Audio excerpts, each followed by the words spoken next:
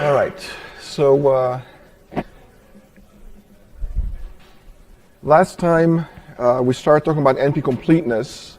We're focusing on this region here, P and NP, in this bigger picture of the Chomsky hierarchy.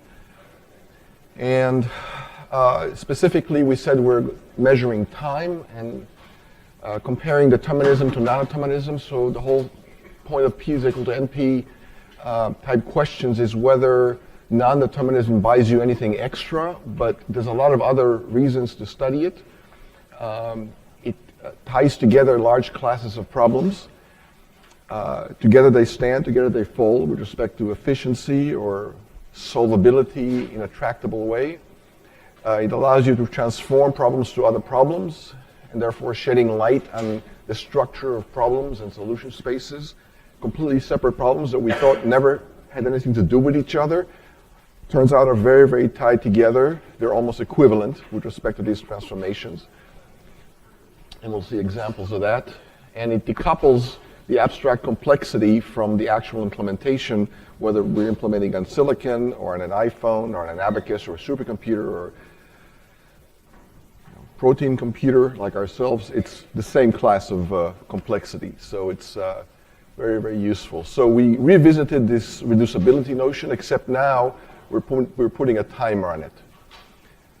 We reduce a problem A to a problem B in polynomial time if there's a polynomial time transformation of instances of A to instances of B and non-instances of A to non-instances of B. In other words, this transformation preserves membership. So it's a very, very important diagram, simple though it seems. A lot flows from that. For example, if A reduces to B and B is decidable in polynomial time, so is A. Right? You don't know how to solve A exactly, but you know how to solve B quickly. Well, transform A to B, solve B quickly, and thereby you're solving A. Okay, and we'll see a lot of these specific types of transformations. Some of them are complex, not so easy to follow. You can transform satisfiability to graph colorability, and soon we'll see how. So we kind of left off with a couple of definitions. We said a problem is NP hard if every problem in NP reduces to it in polynomial time. The problem is NP complete if it's NP hard and one more prerequisite, it has to be itself in NP. Okay, so we said that the structure around P now looks like this. There's P and NP. P is a subset of NP. Keep in mind what the types of these objects are. P is a set of sets. Each subset, each one of these elements of P is a language. A language itself is a set of strings. So the type of P is a set of sets of sequences of characters, i.e. a set of languages. The type is nested 4 deep. Keep that in mind. We're not talking about strings. We're talking about entire languages that are elements of P and NP on these other classes. Okay, so we don't know if P is equal to NP, but we know that P is equal to co-P. Because if you do something in polynomial time deterministically, to do the opposite, all you got to do is get the answer and negate it. Flip the bit. How hard is that, right? So that one's not just not open, it's actually trivial. But when you throw in non-determinism, it's tricky. All right, so we introduced Boolean satisfiability. We said the problem of satisfiability, or SAT for shorts, is you have a Boolean formula. You want to know if there's some assignment that satisfies it. So some Boolean formulas are satisfiable, others are not. And the question is which is which. So Cook's theorem, 1971, one of the most important papers ever written in computer science, maybe only second to Turing's paper in 1936. That's saying a lot. It's right up there with Shannon's paper in 1948 that invented information theory. But this single paper by this single author established that satisfiability is the hardest problem in NP. In other words, if it can be done efficiently, all of NP can be done efficiently also. And he showed how that will happen. He showed basically transformation from all of NP to satisfiability. In other words, he showed that satisfiability is NP complete. So not only it's an NP, everything in NP reduces to it. Okay? And here's the crux of the proof. We're not going to go through all the details. It's tedious, but the idea of the proof is the following. I'll give it to you in a couple of slides. So first, we define a lot of Boolean variables called Q, and they're indexed by I and K. So Q sub ik means that the Turing machine that we're simulating, arbitrary Turing machine, in step I of its computation, the machine is in state K. So if the Boolean variable, the true-false Boolean variable Qik is true, that means at time I, the machine is in state K. If Qik is false, that means at time I, the machine is not in state K. All right. So, and you have as many of these variables as you have steps times states in the machine. Now, this machine is an arbitrary Turing machine, but it's a polynomial time Turing machine. So it runs in polynomial time as a function of its own input. So if the input is of size n, it runs no more than, say, n squared or n cubed or some other fixed polynomial, but not in time 2 to the n or n factorial or some other non-polynomial time. So this Turing machine that we keep referring to in this proof is a polynomial time bounded Turing machine. It runs relatively quickly. And by that, again, we mean polynomial time, not exponential time or worse. All right, so there's a bunch of Q variables, and there's a bunch of H variables, and in the H variable, H sub ik, denotes that at step I of its computation, this Turing machine's read-write head points at tape cell number K. In other words, the kth tape cell beginning from the beginning of a tape, cell 1, cell 2, cell 3, cell K. So there's a whole bunch of these H variables. It's like an array, a two-dimensional array of H variables, but it's, think about them as just separate Boolean variables. There's a bunch of them. How many? Well, as many steps as this machine can take times as many tape cells that this machine could use at most. So this machine runs in polynomial time, let's say n cubed.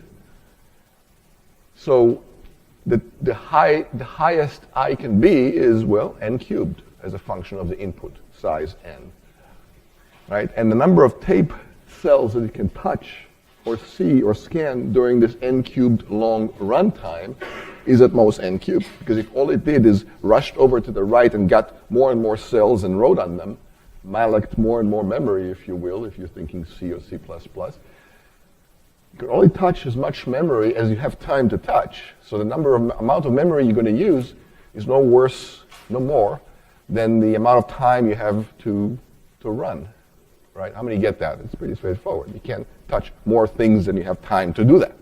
If you touch one thing per step, number of things you touch is the most number of steps you were allowed to run. All right, so the number of H's is bounded by the runtime squared, because the number of steps is at most the runtime. The number of tape cells that you can touch is no worse than the runtime, and often a lot smaller than that. You don't spend all your time just getting and touching and more and more memory and nothing else, right? That's not a very interesting algorithm.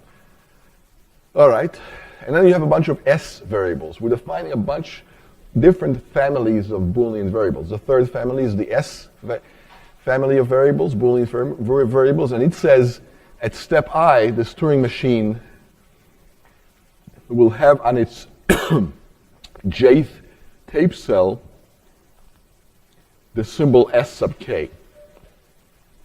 So it basically tracks which symbols are on or are not on each tape cell at every step of the computation.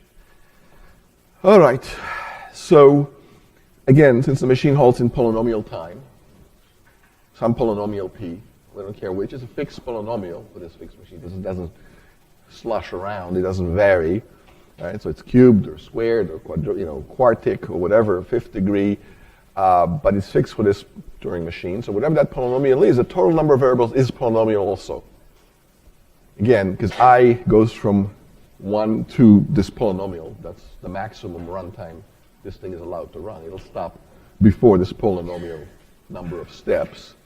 That's what it means to run within polynomial time, or any time bound for that matter. You must stop before you exhaust the time bound that you have, before you reach your time limit, right?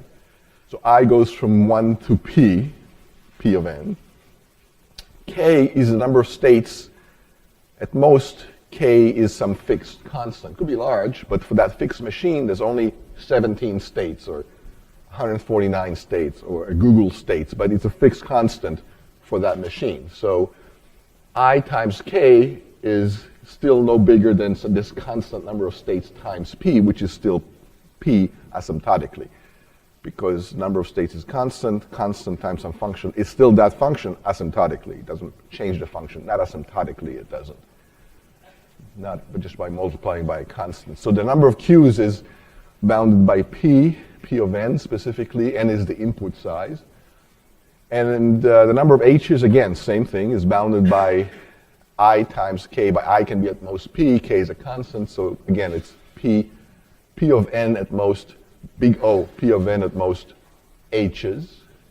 And then the s's is I times k again, but times j, but j is another p because you can only touch as much memory as you have time to run, no more than that, right? So number of s's grows roughly as p squared, right? 1p, that's the bound of the I, and 1p, that's the bound of the j at most. Okay, so anyway, p squared is a polynomial. One of the nice things about polynomials, you take a polynomial, you square it, you get a polynomial back. You take a polynomial, multiply it by another polynomial, you get a polynomial back. You take a polynomial and you compose it with another polynomial. If p is a polynomial, q is a polynomial, if p of q of n is also a polynomial. How many get that? Pretty straightforward. That's another reason, yet one more reason number 37, why we like the class P so much, because polynomials, as you manipulate them, multiply them, compose them, beget you more polynomials, and you remain inside the class. You get this nice closure property. Okay, so here I just want to convince you that we're not defining more than a polynomial number of variables, and next we'll define a bunch of clauses too. Now, why is it important that the number of variables be polynomial and not grow exponentially? Because this is the transformation. This is part of this transformation that we're doing. It's this f that takes you from A to B. Always remember that picture with the two ovals, A and B. And f is this thing that takes you over from A to B. And it better be polynomial time, because that's how we defined it. So it's important, whatever transformations we do, work in polynomial time and not take exponential time. All right, so we have a polynomial number of variables that we define. So far, we're good. All right, now here comes the clauses. So now we have a bunch of variables that denote what the machine is doing at any given moment, what state it's in, right? Where the read-write head is, and what each tape cell contains. That's the instantaneous description. Some of these variables will be true, some will be false, but together, the ones that are true and false give you the complete state of that machine at that instance during its execution. How many understand that? Okay. Any questions so far? It's not going to get easier, it's just going to get deeper. So ask questions right away if you have confusion. All right. So these variables define the instantaneous state of the computation, but we still haven't defined how the computation evolves. What takes it from one state to the next? Based on the read-write head location, what's it looking at that tape cell that it's pointing at that moment, and what next state is allowed to be evolved into as the computation unfolds.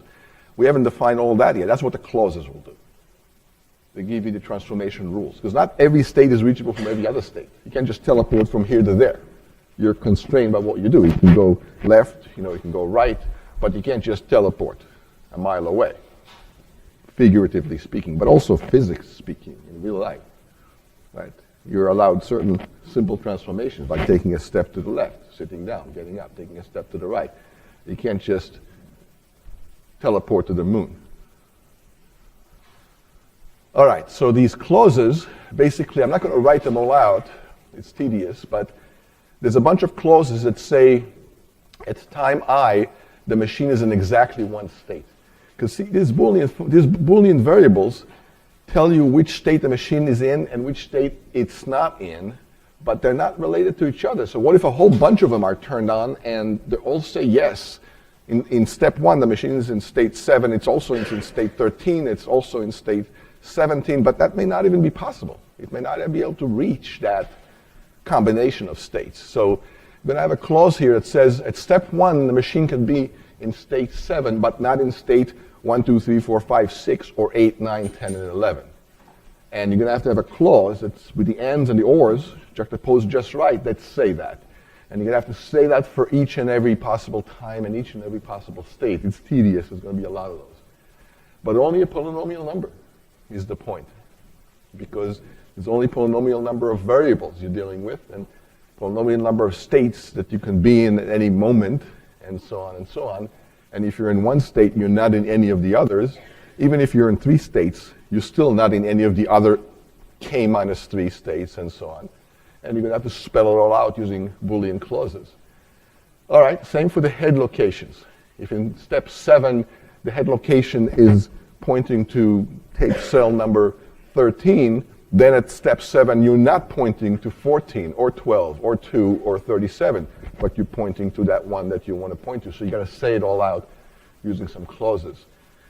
Also, if the tape cell contains a symbol, it can contain other symbols as well. It must contain a unique symbol. So again, you have a Boolean bunch of clauses. It says at time I, the contents of tape cell 7 could be an A, but not a B, and so on and so on. Not at that time. Later it can be a B, but not at time 7. All right, and the computation's got to start somewhere. So you can't just start any old state. You got to start the initial state, the unique purple, red, I guess, initial state of the machine. So there's going to be some clauses saying at time 0, you must be in the initial state. And at time P of n, when you're done running, because your time bound is P of n, so when the clock hits P, you're done running. You're a polynomial time-bound machine, and P is your time limit. So when you hit P, you got to be in a final state. So there'll be some clauses that will say that. Okay. These are constraints over the variables that we freely defined on the previous slide. How many see sort of what's going on here, have some inkling of what's going on? Okay, it's a bunch of you. That's good, because this is subtle. All right, and now you're going to define the big one, the transitions. So if you're in state 7 and you're looking at a read-write head tape location that says A and not B, the next state you can be is maybe state 13, but not state 2 or 6. So you can have Boolean clauses that say all that the hard way, the long way, the tedious way, but exhaustively nevertheless. All right? And these will obey the transition function. So there's clauses that tell you where you start, where you end up, how you get from state to state, and what's exactly is your state, and which cell tape you see, and what's on each tape location at any given moment in the computation. Between all these variables, between all these clauses that constrain the variables, we get one giant Boolean formula. Okay, and that Boolean formula will be satisfiable if and only if there's some way to satisfy all these constraints. Not every way is going to satisfy this, but some way to satisfy it. That means there's a way to start at the initial state, obey the transition function, have only valid state and tape contents and combinations at every given point in the computation. And you must obey the valid transition function of the Turing machine. If you do all that, the formula will be satisfiable, and there's a path from here to there. From where to where? From a start state to a final state, obeying all the legal constraints and transitions of the Turing machine, what it can do, what it can't do. No teleportation. Okay. So the resulting formula, and it will be a very big formula, but it will be a formula no more than polynomially sized in the size of the original machine, and the polynomial that constrains its runtime. Because we were careful not to introduce too many clauses, too many variables. It's all polynomial. So this transformation is polynomial. So bottom line, we'll end up with a giant, really big Boolean formula that's satisfiable if and only if the machine accepts its input. So in some sense, if you can solve the satisfiability problem for that formula, you're solving the halting problem for this polynomially time-bounded Turing machine. Now, if the machine is time-bounded, the halting problem is solvable. If I give you an algorithm or program or piece of code or a Turing machine, and I say that thing cannot run more than quadratic time. It'll never run more than quadratic time. For sure, it always halts before n squared time. You can solve the halting problem for it, for any such constrained time-bounded computation. How will you solve the halting problem for a computation that runs guaranteed no more than quadratic time? One word. Yeah, I love it. Simulation. Did you say that too? Run it. Simulate it. And by simulating it, we're guaranteed that after quadratic time, one of two things will happen. Either it'll stop on its own accord and we'll know it stopped, or it'll keep running beyond the time bound, which is really illegal for it to do because we're guaranteed that it's time bounded by quadratic. So we'll know something is terribly wrong, and then we can do something appropriate. But either way, after quadratic time, we will know what's going on. Whether it's some rogue machine that's trying to break its own time bound, or stops on its own accord legally after quadratic time. Okay, so that means if we have machines or algorithms that are time bounded by a polynomial in this case, if you can solve the satisfiability problem for arbitrary Boolean formulas, you're solving the problem of what this machine will do, halt or not halt. But you're doing it not by simulating it. You're doing it by solving a satisfiability instance. So solving a satisfiability instance is no easier than predicting what arbitrary Turing machines will do, time-bounded Turing machines will do. Let me say it again because it's a very important bottom line. If you're able to solve satisfiability instances, Boolean satisfiability instances, in comes a formula, you tell me if there's a way to satisfy it or not. I just showed you how to use that, exploit that as a subroutine to determine what arbitrary Turing machines do on arbitrary inputs as long as they're time bounded by a polynomial. How many get this? Okay, so it's a few, but not a lot. And that's okay, this is subtle. This paper got a Turing Award. It was written in 71, and by 1980, its author got a Turing Award for this paper, which ushered in all of NP-completeness. Okay, let me then repeat this. Turing Award results deserve repetition.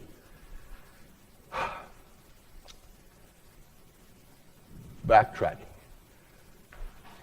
So, what are we trying to prove? We're trying to prove that satisfiability is a really, really, really, really hard problem. How hard? Harder than anything in NP. What is NP? An infinity of problems, all of which are hard. Very hard. Traveling salesman, scheduling, Steiner tree problems, bin packing. We'll get to some of those. So the class problem has a very, very hard problem. So you might want to ask, well, what's the hardest problem in this class? Cook showed its satisfiability. It turns out it's many other problems too. They're all equivalent. But that's the first that became known to be no easier than anything in the class, NP. And NP has every problem we're trying to solve on a daily basis. FedEx, when they deliver packages, need to solve traveling salesman problem. How many get that? Okay. SAT is harder than that. You're an electrician, you try to connect the building, you're building a building, you try to connect all the light fixtures and with the least amount of total wire length. Steiner tree problem. Very hard problem. We know of no way to solve it efficiently. Satisfiability is harder than that. Okay. Scheduling. You may have noticed that it's difficult to come up with a good schedule at the beginning of the semester when you pick your classes. How many noticed that? It's all these constraints and different times and rooms and that problem is NP hard, turns out, scheduling. Now you know. Now you know why it's so hard to schedule things properly, even though you're trying to schedule 4 or 5 things. Imagine if you try to schedule 1,000 things at once. How much harder that would be. Satisfiability is harder than that. And so on and so on. That's what we're showing. That's what he showed. So it's the hardest problem in the class NP. And NP has all these other hard problems in it, too. And none of them have polynomial time algorithms yet. And we've been trying for many decades. The smartest of us have tried for many decades, even centuries, to come up with fast algorithms. By fast, I mean polynomial time. For many of these problems, they failed. All right, so Cook came around and said, here's why we failed. There's this problem, satisfiability, and it's as hard as anything in this class. And if you can solve any of the other problems I mentioned, Steiner tree, traveling salesman, scheduling, bin packing, whatever. This will be solved too, efficiently, or equivalent to one another. Together they stand, together they fall. That explains why all these other problems are hard too, because they're all equivalent. If you can solve one, you show it automatically how you can also solve all of them. How? By transforming all of NP, every problem in NP, to satisfiability. How? By constructing this special satisfiability instance, this very large Boolean formula made up of all these variables that track the behavior of an arbitrary computation, non-deterministic computation, our non-deterministic Turing machine, and coming up with this big formula in such a way that this formula will be satisfiable if and only if this computation terminates and says, yes, I got it, I have an answer. So if you can solve arbitrary instances of satisfiability, you're solving arbitrary non-deterministic computations without going to the trouble of simulating them. It's a transformation. How many beginning to get it now? I'm not asking for much, just like beginning to get it. Okay, good. That's about it. More than half of it. That's good. Any questions so far? We're going to see other transformations. Some of the other transformations will be easier than this. This is brute force transformation because it's the first. Now we have this transformation going on. We can build on this, and more transformation will be easier. Just like when we proved a few closure results for finite automata and regular languages and so on, more results followed that were easier because we can build on the previous results. Once we nailed down the power set construction, other results were easier. We just said, oh, De Morgan's rule applied to this other one. And that's what we're going to do next. So this is not an easy transformation right here, but the good news is that this will help you come up with more transformation. It will be easier than this.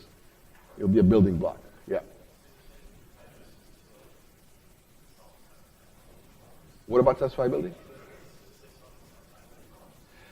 This doesn't solve satisfiability. It shows you it's an if. It's an if-then. It shows you if you could solve satisfiability, this is how you would use a solution to satisfiability to solve everything else in NP without taking any more time than that. It's an if-then, right?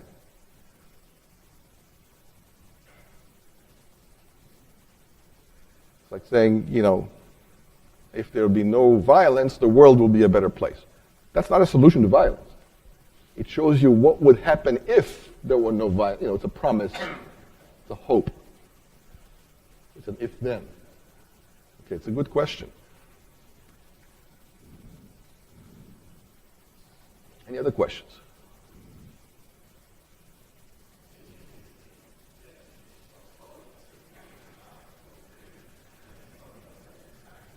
Yes. If you can solve satisfiability in polynomial time, you could use this schema, this transformation, to solve anything in NP in polynomial time too. So what we did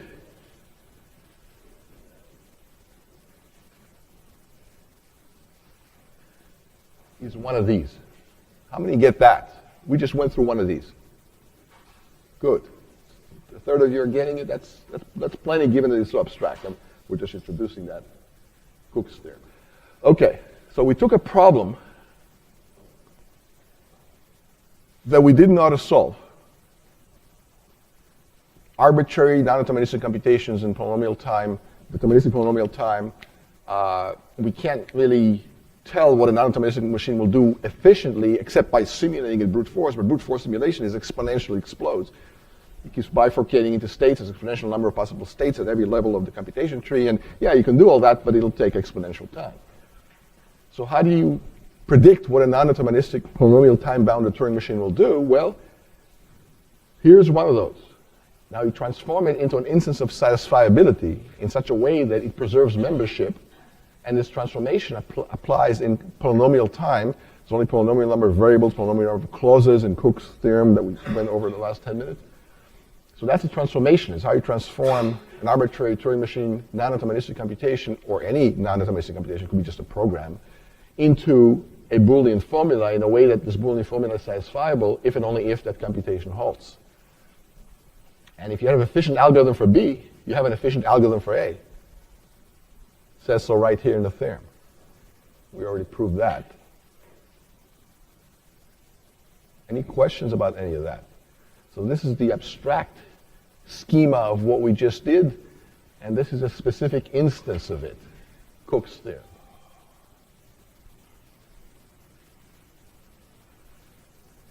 Any questions so far?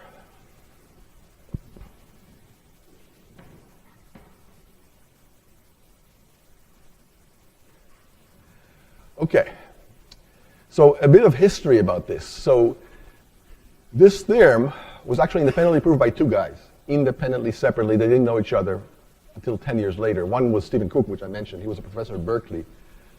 Leonid Levin did this in the Soviet Union. This is the height of the Cold War. This is 1971, and Russian, Soviet citizens were not allowed to even travel outside their country, much less attend scientific conferences and things like that. So it turns out that Cook was denied tenure. Don't know why, but it was probably the worst tenure decision in the history of UC Berkeley, because 10 years later he got the Turing Award and, of course, became world famous. And Levin actually was a student of Kolmogorov. Kolmogorov was a very famous statistician, mathematician in Russia, again back in Soviet Union days, that essentially developed information theory quite a bit right after it was invented in 1948.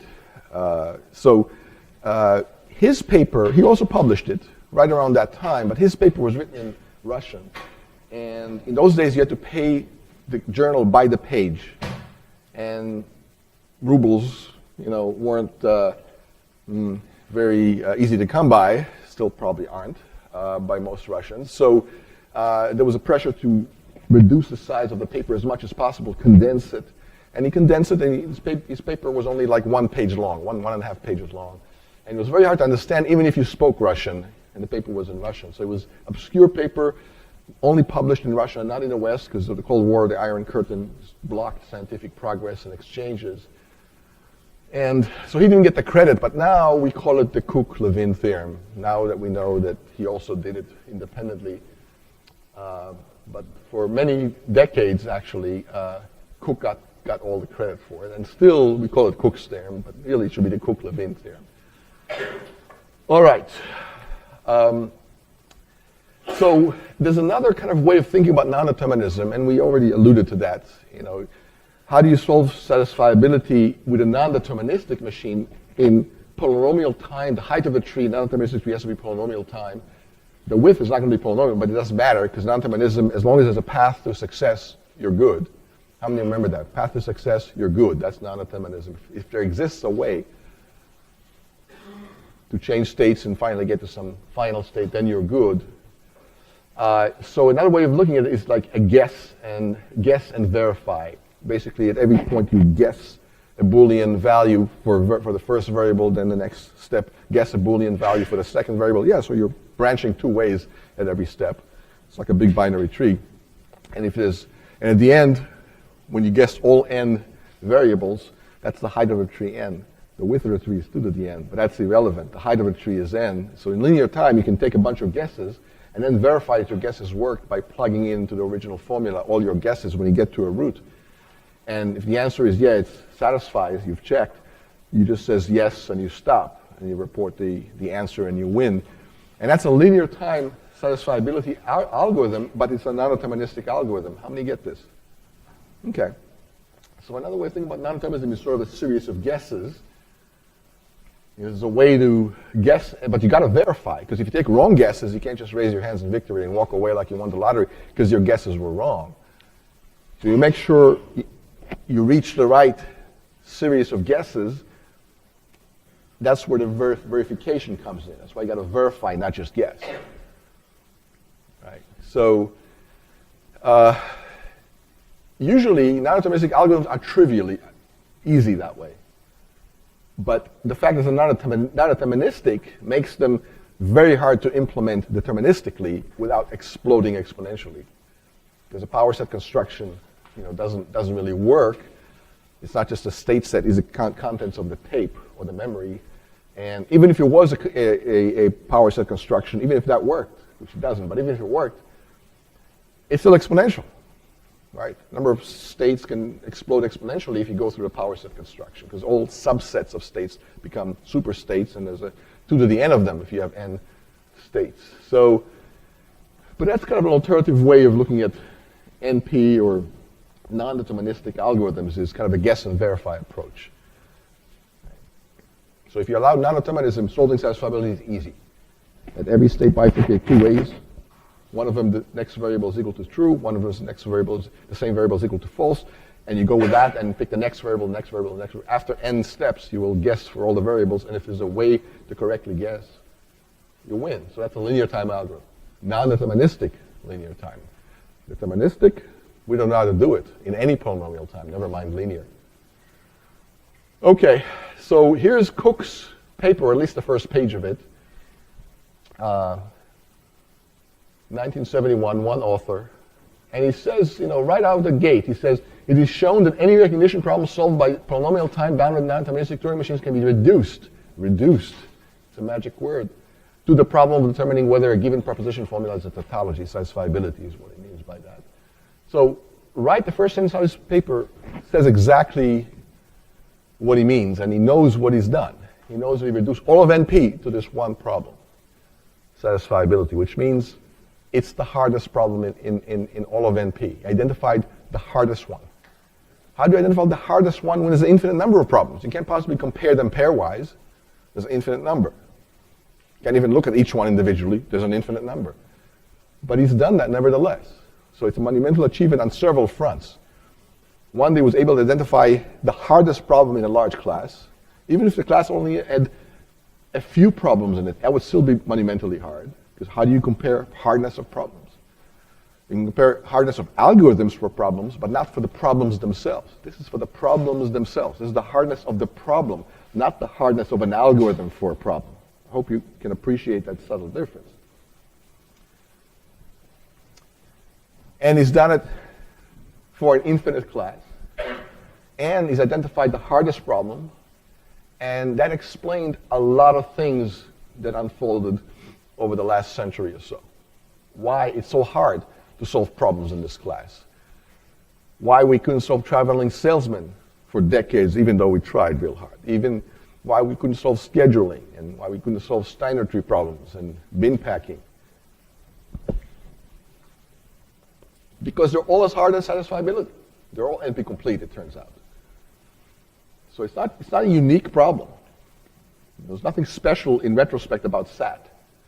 It's the first problem that anybody on this planet ever proved is the hardest for this class, NP. All right, here's the paper of Levine. This is not the first page of the paper. This is the entire paper. Cook's paper is like 15 or 20 pages. Anybody know Russian around here? Because even if you do, it's very, very hard to read this paper. It's extremely dense. Sometimes if you watch episodes of The Simpsons, there's little allusions to P is equal to NP and even Euler's formula and so on. They have mathematicians on staff whose geeky job is to introduce math humor into the episodes, but your mileage may vary. So you can see why this paper was so obscure. He basically says it, but for decades it wasn't known that he said the same thing as Cook. All right, here's an NP-completeness, and this book was written a long time ago, but it's still very, very valid and fresh today.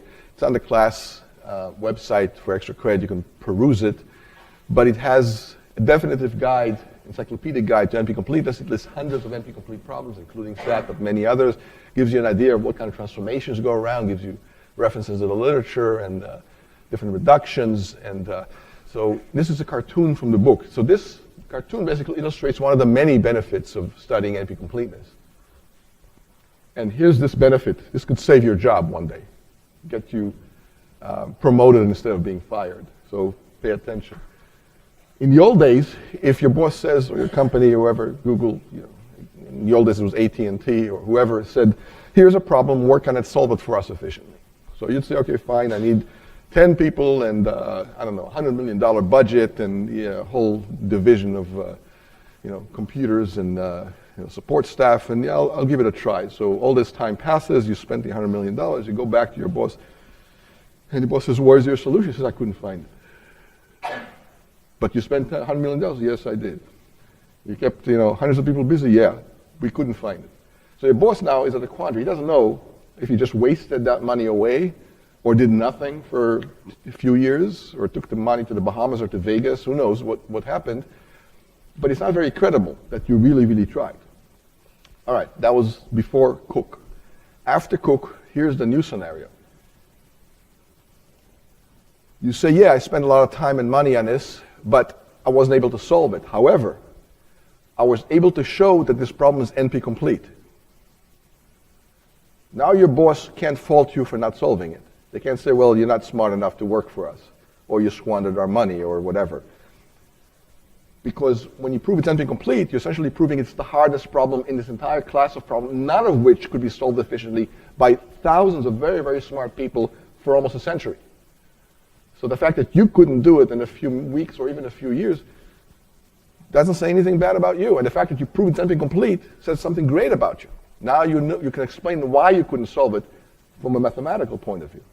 Because it's equivalent and even harder than all the other problems in this very large class of already hard problems. I mean, understand this different scenarios. Okay, good. So, keep in mind when you work for your boss one day and they say, why couldn't you do this? This could save your job. Of course, you have to be able to prove it's NP-complete before you can use this argument, right? Okay. So we already mentioned compositions of polynomials yield yet more polynomials, right? And polynomial is sort of a good proxy for efficiency because linear is pretty good and quadratic is not too bad, although cubic and fifth degree are pretty poor and n to the 100 is really, really terrible. But they're all polynomials, right? So you have to take it with a bit of a grain of salt, the definitions of P and NP, but it's sort of the ongoing definition historically. Also, another reason why we stick to polynomial and we don't start splitting that hair is that whenever somebody comes up with an n to the 17 algorithm for some problem, polynomial, very high polynomial, 17th degree, eventually, after a few months or even a year or two, somebody comes up with n to the 15, n to the 9th, n to the 7th. Other people keep inventing smaller polynomials that still solve that problem, and eventually somebody finally reduces it to n squared, and eventually somebody reduces it to n log n, becomes a hero. It happened with linear programming, and not quite n log n, but they keep pushing the polynomial down. So once you find one polynomial time algorithm for something, people will build on that, pound on that, and eventually reduce the polynomial quite a bit. So again, it means polynomials are good, because historically they kept pushing down on polynomials that were too high. It's not always the case, but often it is.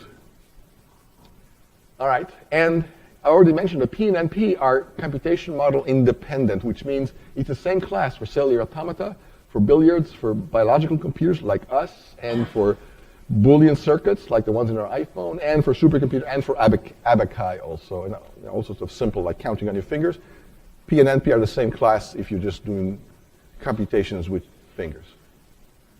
You have to have a lot of fingers to do anything really useful, but still, it's the same class. It's model independent, so it's another reason for studying. It's very robust.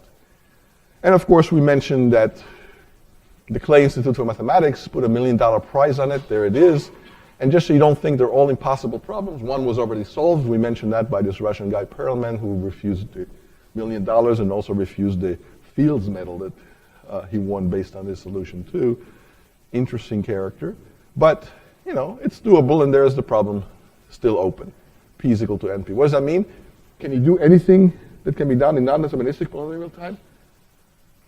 In deterministic polynomial time also. Getting rid of the non-determinism without losing the polynomial time property. Now, the polynomial could be higher. Maybe the non-deterministic polynomial is linear and the deterministic polynomial could be n cubed. That's okay. But it can be due to the n. It can't be exponential. And again, it all goes back to David Hilbert. And we mentioned him a bunch. All right, a couple of things about reductions. You convert one instance of a problem to another instance. Here's that infamous diagram again. It's so innocent looking, but already you see amazing results flowing out of this, and we're about to see more. So it's called a many-to-one reduction. Why? Because many things in A can reduce and map to the same thing in B. So it's not one-to-one. There could be collision in the range. Okay, that's okay as long as it preserves membership. That's the point. It doesn't have to be unique. It has to preserve memberships. So things in A must map to things in B, and things not in A must map to things not in B. That's what this F is supposed to satisfy. And so we say A reduces to B, and we say it like this. And Turing reduction is not exactly a single transformation mapping from A to B, but subroutine calls. Right? You try to solve A by repeatedly calling a subroutine for B. That's different than mapping it once. Mapping it once is equivalent to calling a subroutine exactly once. You have one shot at calling a subroutine for B, and you can do whatever you want in preparation for that, transforming and massaging and tweaking and beautifying it until you get one call to B. The other type of reduction is you can get as many calls as you want, as long as it's a polynomial number of calls. So you don't have to call once, you can call 10 times, n squared times, as long as it's a polynomial.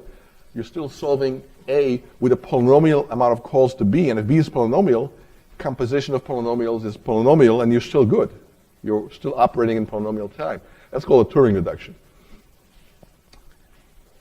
And it's still an open problem whether the two reductions are equivalent, whether P is the same class according to this one-shot many-to-one reduction versus the same class allowing multiple calls to a subroutine on the other side, not just one shot.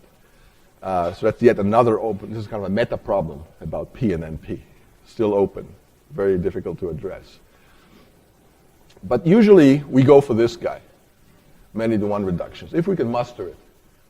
And Cook certainly did. It's a one shot. He reduced arbitrary polynomial time non-deterministic computation to a giant Boolean formula that then gets thrown over the fence and gets solved over here. And the answer is yes, if and only if it's yes on the other side of the fence. That's a one shot. That's a many-to-one reduction. That's kind of a Cook reduction. So that's the situation there.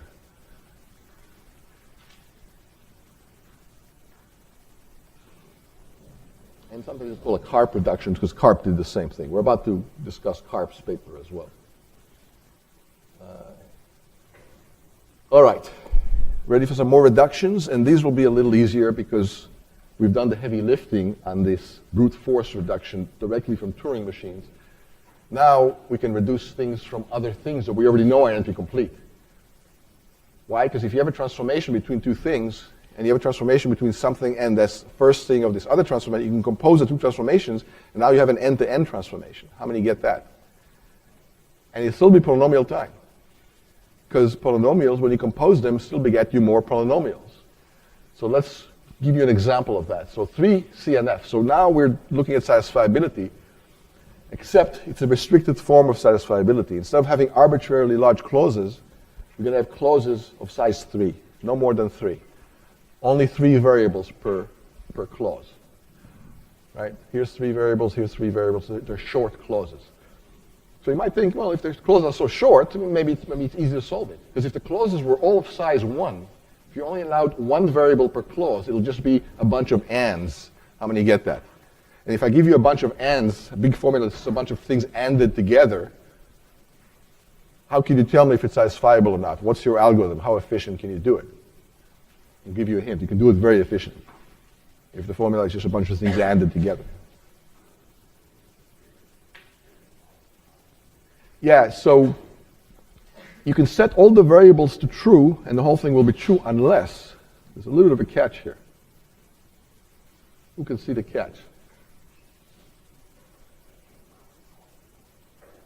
Well, but you get to choose what it is. The question is there a way to set all the variables that will make the whole thing true? So it's not that some of them are false. You get to choose which ones you want to be false, which one you don't want to be false, but whatever you choose, the whole thing must be true. Does that make sense? So you get to choose which variables are set to false, which variables are set to true, but your goal is to make the whole formula true. Is there a way to do it? What's your algorithm to determine yes or no?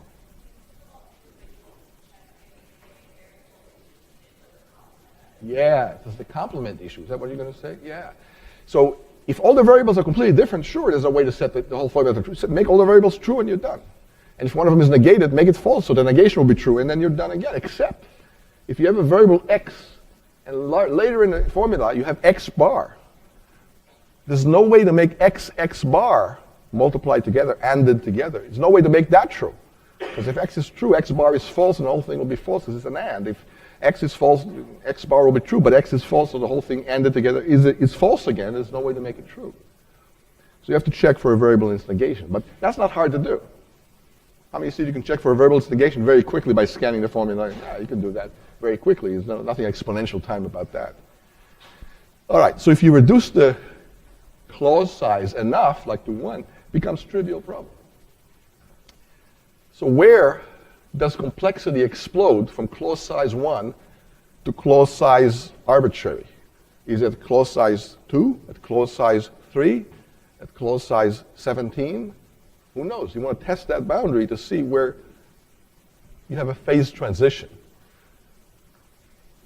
Like when water turns to steam or when ice turns to water. That's a phase transition too, for similar reasons actually.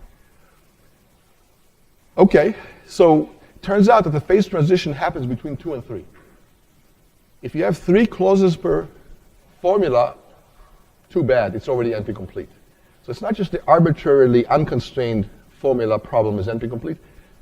Short clauses formulas are already NP-complete. And by short, I mean just size 3.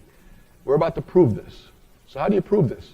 If I give you a formula of 3-sat, conjunctive normal form, that is product of sums, just like that, where product means and, sums means or, is it satisfiable? So the idea is that to show it's NP-complete, I'm going to take an arbitrary formula of arbitrary size, convert it into a formula of this constrained clause size of size 3, and show you that the two are equivalent. They have the same truth table.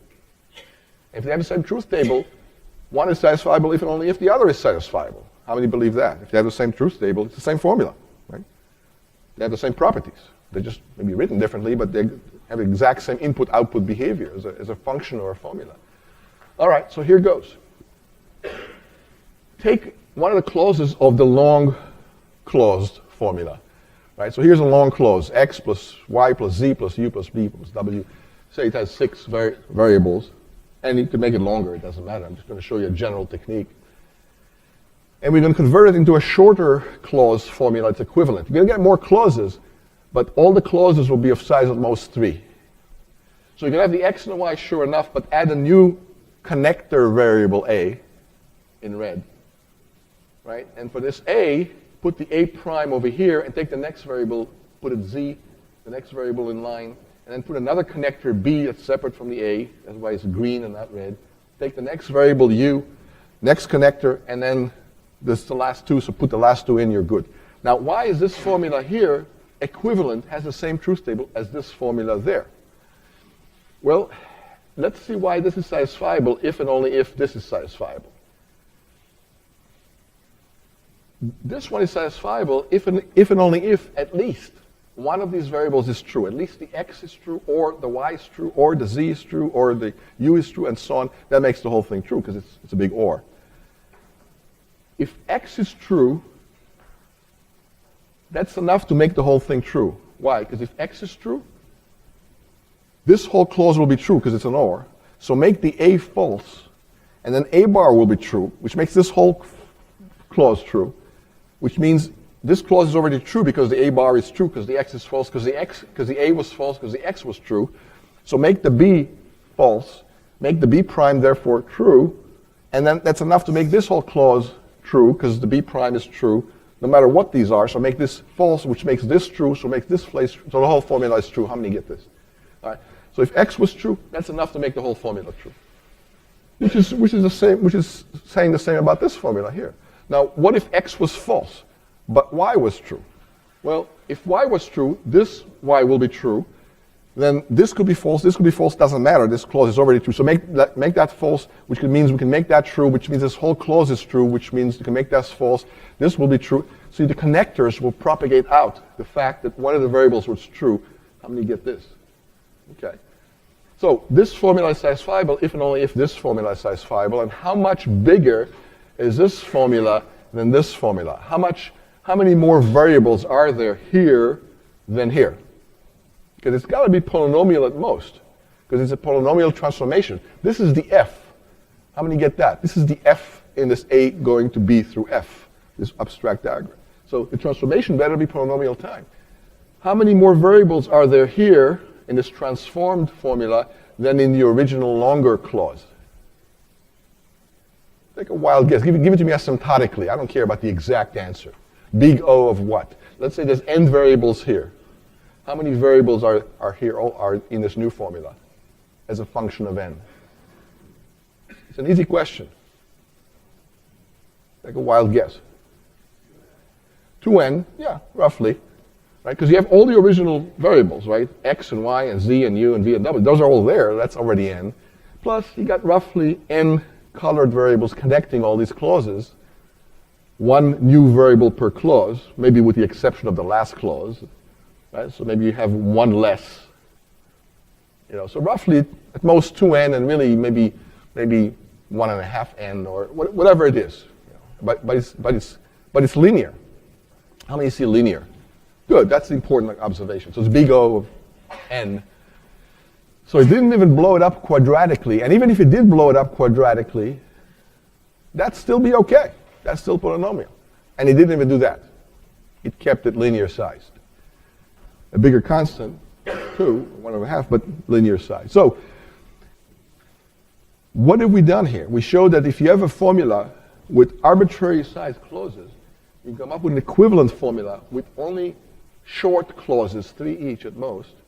And if you have a good, efficient solution to formulas with only short clauses, this scheme will give you the same good, efficient solution for arbitrary sized clauses formulas. How many understand that? How? Transform it to this new formula that has only short clauses, which supposedly you have some subroutine that can handle efficiently. It doesn't know how to solve arbitrary size clauses, just clauses of size 3 at most. It's restricted in what it can do, but that's okay. It's solving for you the general problem via this transformation. So that means that 3-SAT is NP-complete. Why? Because we already know that SAT is NP-complete. How do we know that SAT is NP-complete? Cook's theorem. So Cook reduced all of NP to SAT, and here we reduce SAT to 3-SAT. Which means if you compose these two reductions, you have an end-to-end reduction of all of NP to 3-SAT via the intermediary step of SAT. How many get this strategy? Any questions? That's a lot to ponder if it's the first time you see this. Ask me some questions. At least I'll know you're thinking about it, that you understand some of it, as opposed to not even enough to ask a question, which is not so good. Ask me questions. While you're thinking, let me repeat what we've done. So Cook's theorem showed how all of NP can be reduced to satisfiability. That was a long, tedious, technical proof, but that's okay. Let's say we've done that, and we have. That's the last few slides. Next, we showed how to transform satisfiability to a restricted form of satisfiability called 3-SAT, where there's at most 3 variables per clause. So now we are composing these two reductions. We're reducing all of NP to 3-SAT. How? By first using Cook's theorem to reduce it to SAT, and then using this trick to reduce any long clauses to a bunch of shorter clauses, so that the formula will have no more than 3 clauses, 3 variables per clause, guaranteed. And it would have the property that it's satisfiable if and only if the original formula was satisfiable. Right? This transformation preserves satisfiability and non-satisfiability. So composing these two reductions, Cook to satisfiability and satisfiability to 3 satisfiability, we get an end-to-end reduction of all of NP to 3 satisfiability, which means we just reduce all of NP to 3 satisfiability, using Cook's theorem as a jumping board, but that's okay. You can use theorem to prove more theorems. It's called mathematics. Any questions about this? I get this at least sort of, okay, half of you, okay, I'll take it. It's good. Any questions about this? Because we're going to go through a bunch of more transformations. I'm telling you, some of them will be more complicated, much more complicated than this. So ask questions sooner than later, it's better. All right. But you get the hang of it now. You can transform problems to other problems. We already mentioned one SAT. One SAT is one variable per clause, which means it's just a big AND. And we already said you can solve it efficiently by looking for variables or their negations in the same formula and satisfiable, even only if you don't have a variable in its negation. So one SAT is easy to solve. Three SAT, we already saw it's NP-complete. It's as hard as it can be for NP. That leaves the question open of what about 2-SAT? Is 2-SAT NP-complete, or can you solve it easily? It turns out that you can solve it efficiently in polynomial time. For extra credit, tell me how to solve 2-SAT in polynomial time. Not trivial, but it's not NP-complete either. Or at least it's not exponential time, I should say. All right, so now we're getting to Karp's seminal paper that followed Cook very, very quickly. When Cook first published his paper, few people could even understand what he was saying. At least the implications of what he was saying. The wide, amazing, world-shaking implications of what he was saying. People say, oh, it's a cool paper, we reduce everything to SAT. Yeah, cool, but they didn't realize it's going to give rise to an entire new theory and turn computer science theory on its head and usher in thousands and thousands of other papers. In fact, entire conferences are dedicated to this. But Cook impressed Karp very much, who was there. And Karp quickly followed up with another paper that's almost as well known, probably just as well known as Cook's paper. He just wrote it like 6 months later or a year later or so. And he showed that not only SAT is NP-complete, but he showed about 20 other problems are NP-complete too. He picked a list of 20, and each one of them he gave reductions, one after the other in rapid, quick-fire succession. So he basically said, yeah, it's great that Cook found one problem that is hard as anything in NP, but here are 20 more. And together, these two papers ushered in the theory of NP-completeness, and everything from there is history. So one problem is the clique problem. I give you a graph and ask you, is there a clique of size k? So I give you a graph and the integer k, and you can say, is there a clique? A clique is nothing but a group that's all interconnected. Everything's connected to everything else. So the complete graph on k nodes is called a clique of size k. Right, so here's a clique of size 4, here's a clique of size 6, and you might think, well, why is it so hard? Here's a clique of size 2, that's just a pair. Why is it hard? It's obvious that this is a clique of size 6. It's obvious that this is a clique of size 4, but it's only obvious because I painted it for you, and I'm pointing it to you, and you can easily check. Remember, checking is easy. Solving is hard. Right? So here's a clique of size 5. What's so hard about that? Here's a clique of size 3. But if I give you an arbitrary graph, there's actually a group called clique girls, by the way. I'm not making this up. It's too good to make up. It's a musical group. If I give you a graph like this, and I don't paint it for you, and I say, is there a clique of size 4 or 5 or 6 in this graph? Now you see why it's hard, because I didn't hand it to you on a silver platter for you to check. I'm forcing you to find it. How are you going to find a clique of size 5 in this graph? Well, you can look at all and choose 5 different subsets of nodes, and for each one, do this check whether it's a clique or not. But that's exponential time, because you're looking at all subsets, and there's exponential number of subsets to the n, and go find the cliques there. So it seems like an innocent enough problem, but it's as hard as anything in NP. Richard Karp showed it's NP-complete. It's just as hard as satisfiability. Set cover. I give you some universe of objects and a collection of subsets, and I say, is there some number of subsets, k subsets, that together their union is equal to the entire universe? Is there a way to cover the whole universe of objects with only k subsets?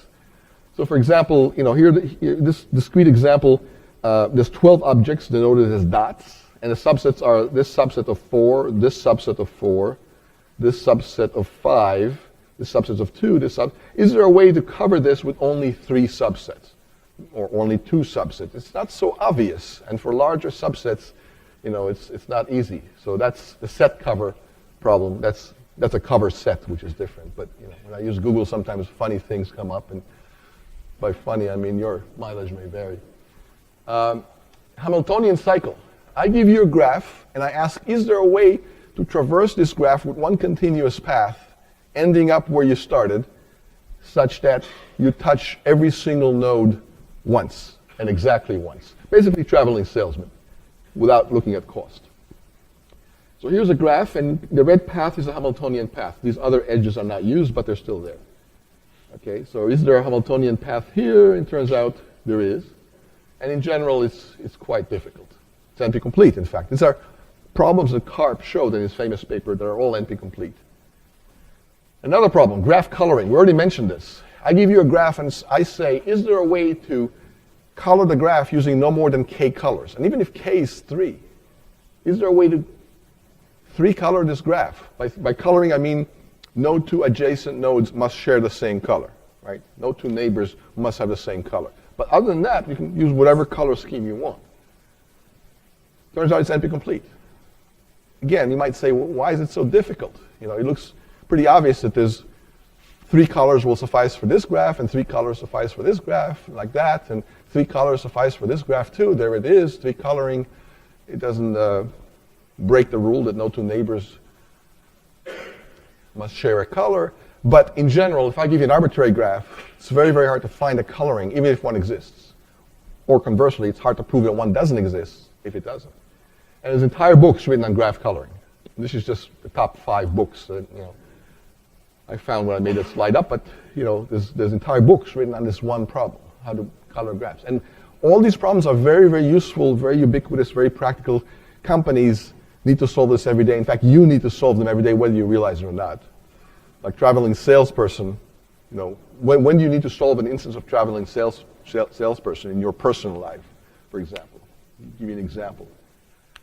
I needed to solve it many times as I went through. Navigation. Like let's say you're trying to reach 7 different places, errands. You want to take the shortest path through these 7 places, not the longest path, not some average path. Or you're going on vacation and you want to visit, several different sites in some city or some country in Europe or whatever, and you want to pick the shortest path through these countries. In fact, Google has an app that shows you traveling salesmen through a bunch of destinations that you specify. In general, it's a very, very tough problem. FedEx needs to solve this every day. When they deliver packages in your city, you load up the truck with 50 or 100 packages, and the truck better go and deliver them throughout one day. Otherwise, people will get their packages late and complain. And it has to pick the shortest path through the city to these 50 destinations whose addresses are known, they're written on the packages. So FedEx needs to solve this every single day. So all these problems are in the same category. They're very, very ubiquitous. They're very practical. We need to solve them all the time. Scheduling, we already mentioned. Every semester, you need to solve a scheduling problem. And it's not easy to do. Now you know why. All right, here's another problem, partition. I give you a set of integers. Is there a way to partition it into 2 subsets such as the 2 subsets have the same sum? Each one is summed up to exactly what the other one will sum up to. So is there a way to break these 3 numbers, 5 numbers here into 2 groups that have the same sum? Sounds pretty straightforward, right? It turns out it's NP-complete, it's NP-hard. We don't know how to solve it exactly other than brute force, which is always the obvious way, but it's the very, very slow way to solve anything. It just works. It's just very, very inefficient to the point of being impractical in almost all cases. Knapsack. Maximize the total value of a set of items without exceeding the overall weight. So you have a bunch of objects. Each one has 2 values, a weight and a price. You need to take as many of these objects as you can in your backpack without exceeding the total weight constraint, total of no more than 15 pounds or kilograms. But you want to maximize the total value of all the objects. You want to make the total as expensive as you can without breaking the size or the weight limit of the bag, or what you're allowed to put in the bag in terms of total weight. When have you solved or tried to solve instances of this problem? Most of you have. Yeah. Yeah, course load. You're trying to take courses such that the total will not exceed a certain number of units, but you want to maximize the total value of the courses in terms of satisfying prerequisites or whatever. Give me more examples from real life. You're trying to solve this problem.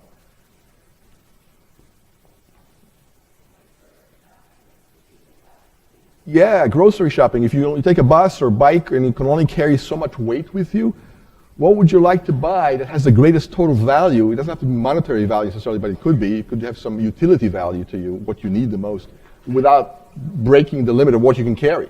Yeah, what else? Camping, exactly. You can only carry so much weight when you go camping, whatever it is you can comfortably carry while hiking 10 miles or whatever.